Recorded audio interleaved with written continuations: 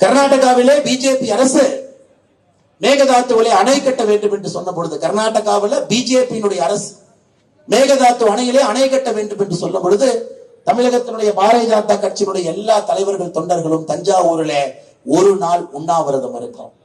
கர்நாடகாவில் இருக்கக்கூடிய பாரதிய ஜனதா கட்சி அரசை எதிர்த்து நீ அணையை கட்ட முடியாது, அணையை கட்டுவோம் என்று அவர்கள் டெல்லிக்கு செல்லும் பொழுது அணையை கட்டக்கூடாது என்று நாங்களும் டெல்லிக்கு சென்றோம். அதன் பிறகு மத்திய அரசு சொன்னார்கள் அணையை கட்ட முடியாது என்று. பாரதிய ஜனதா கட்சி எப்பொழுதும் இங்கே தமிழகத்திற்காக இருப்பதற்காகத்தான் தமிழர்கள் நாம் பாரதிய ஜனதா கட்சியில இணைந்து தேசிய கட்சியில பணியாற்றி கொண்டிருக்கின்றோம். நமக்கு தேசியம் வர வேண்டும், தமிழ்நாட்டில தேசியம் வரும், அது தமிழர்களால வரணும், தமிழ் மண்ணில தமிழர்களுக்காக அந்த தேசியம் வர வேண்டும் என்கின்ற ஒற்றை கொள்கையிலே பாரதிய ஜனதா கட்சி அமர்ந்திருக்கிறது. சமீபத்தில் மத்திய பிரதேசனுடைய முதலமைச்சர் கோயம்புத்தூருக்கு வந்தார், மோகன் யாதவ் அவர்கள். மத்திய பிரதேசனுடைய முதலமைச்சர் எனக்கு தொலைபேசி மூலமாக அழைத்தார். கோயம்புத்தூருக்கு வர்றேன், மத்திய பிரதேசத்துக்கு முதலீடு வேண்டும், கோயம்புத்தூர்ல இருக்கக்கூடிய நிறுவனங்களை சந்திக்க போறேன், தமிழ்நாட்டில் தான் உங்க அரசு எதுவுமே பண்ணலையே, எதுவுமே திமுக செய்யாதனால எல்லாம் மத்திய பிரதேசம் வருவதற்கு தயாராக இருக்கின்றார்கள், நான் முதலீட்டாளர் மாநாட்டை கோயம்புத்தூருக்கு நடத்துறேன்.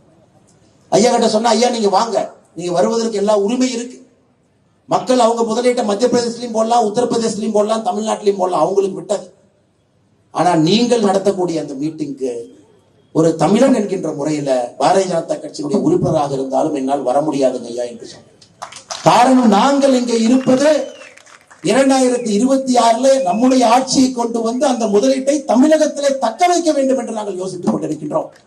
எங்களுடைய பணம் வெளியே செல்லக்கூடாது, எங்கள் குழந்தைகளுக்கு அந்த வேலை வாய்ப்பை இங்கு உருவாக்க வேண்டும் என்பதில் தெளிவாக இருக்கின்றோம். 2026 மக்கள் எங்களுக்கு அந்த வாய்ப்பு கொடுப்பாங்க. அதனால தவறா நினைச்சுக்காதீங்க ஐயா, நீங்க வாங்க. ஒரு பாரதிய ஜனதா கட்சியினுடைய தொண்டன் என்கின்ற முறையில விமான நிலையத்தில் வரவேற்பு கொடுக்கிறோம். நீங்கள் நடத்தக்கூடிய எந்த மீட்டிங்கையும் நாங்கள் பங்கேற்க மாட்டோம். நீங்கள் திரும்பி செல்லும் பொழுது உங்களை வழியனுப்பி வைக்கின்றோம், எங்களுடைய பாரதிய ஜனதா கட்சி தொண்டன் என்கின்ற கடமையா. மற்றபடி திமுக மோசமா ஆட்சி செய்துங்கய்யா, ஆனால் பணம் வெளியே போது முதலீடு, அது செல்லக்கூடாது, அதனால் நான் வரமாட்டேன். அவரும் அதை பாராட்டி தான் பேசினார். பரவாயில்லை, உங்களுடைய கருத்தை நான் மதிக்கின்றேன், நீங்கள் உங்களுடைய செயல்பாட்டில் இருங்கள். இதற்கு என்ன உதாரணமா சொல்றாங்க, இது பாரதிய ஜனதா கட்சியினுடைய ரத்தம். முதலிலே தமிழ்நாடு, அப்படித்தான் நம்ம யோசிப்பது. நம்முடைய நாடு நன்றாக இருக்க வேண்டும், நம்முடைய மக்கள் நன்றாக இருக்க வேண்டும் என்பதற்காகத்தான் நம்ம எல்லாம் உட்கார்ந்திருக்கோம். இது காங்கிரஸை போல ஒரு தேசிய கட்சி இல்லை. டெல்லியில் இருந்து சொல்வதை எல்லாம் அப்படியே கை கட்டி செல்வ பெருந்தகை கேட்பார், அந்த மாதிரி கிடையாது. காங்கிரஸ் தலைவர்கள் கேட்பாங்க, இல்ல பாரதிய ஜனதா கட்சி பேசும், தமிழகத்திற்கு எது நல்லது என்பதை எப்பொழுதும் பேசி செய்து காட்டி இருக்கின்றோம்.